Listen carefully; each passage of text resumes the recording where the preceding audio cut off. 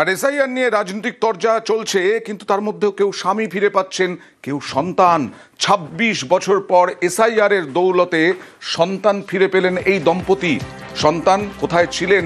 ২৬ বছর পর ছেলেকে ফিরে পেলেন হাবড়ার তরুণ দত্তের। খোঁজ মিলল পিংলায়। ১৯৯৯ সালে বাড়ি ছাড়েন হাবড়ার তরুণ দত্ত। ব্যবসায়িক ক্ষতির কারণে বাড়ি ছাড়েন। অনেক খোঁজাখুঁজি হয়, হদিশ পায়নি পরিবার। তরুণের ভোটার কার্ড ম্যাপিং করেন বিএলও। পশ্চিম মেদিনীপুরের পিংলায় মেলে হদিশ। কে ফিরে পেলেন ২৬ বছর পরে। কত সাল সেটা? ১৯৯৯। তারপরে খোঁজেননি আর ছেলেকে? হ্যাঁ, খুঁজেছি, আত্মীয় স্বজন এটা ওটা। আর এখন কি খুঁজে লোক পাওয়া যায়? ও যোগাযোগ করেন? না না, পেলাম এসআইআর এর, ওর ভোটার লিস্টে সব ছিল, তাই এসআইআর এর ফর্মটা জমা দিয়ে দিছিলাম। যোগাযোগ করার জন্য করছিল, সেটা যাচ্ছিল লোকেশন ওই ইয়েতে, পশ্চিম মেদিনীপুর।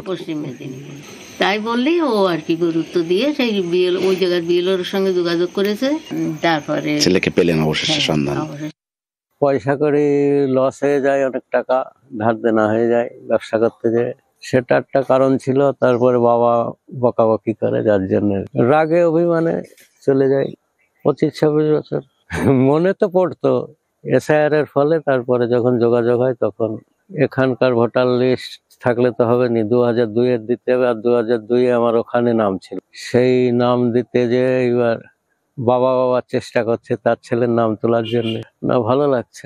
যাবো ২-৪ দিনের ভিতর।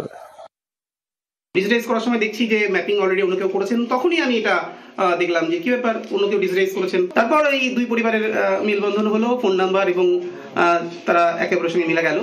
এটা একটা ভালো লাগা ব্যাপার, যেটা কেউ বৃদ্ধ পিতা তার সন্তানকে ফিরে পেলো, আর বাবা মাকে ফিরে পেলো তার সন্তান দীর্ঘ ২৬ বছর পরে। এটা সত্যি আনন্দ দেয়।